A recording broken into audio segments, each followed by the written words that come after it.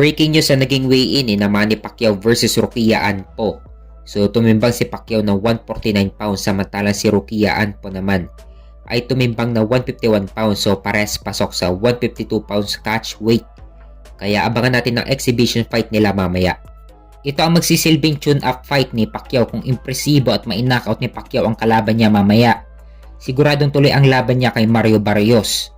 Nakataya dyan ng WBC welterweight title. Makikita natin na sobrang laki ng kalaban ni Pacquiao, 6-footer. Kung matatandaan natin na si Antonio Margarito ang pinakamalaking nakakalaban ni Pacquiao, 5'11". So ngayon ulit mapapalaban si Pacquiao sa higanting kalaban. Pero hindi na bago kay Pacquiao yan dahil sa experience.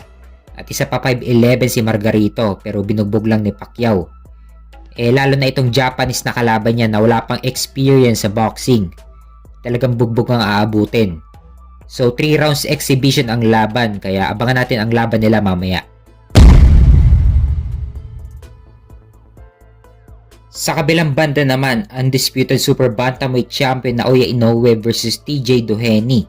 Kasado na ang laban sa September 3 sa Tokyo, Japan. Nakataya dyan ang undisputed super bantamweight title ni Naoya Inoue. So asahan na natin na si Inoue ang mananalo dito at balak agad isunod ni Inoue si Sam Goodman sa buwan ng December. Pero abangan muna natin ang laban ni Naoya Inoue kay TJ Doheny sa September 3 sa Tokyo, Japan.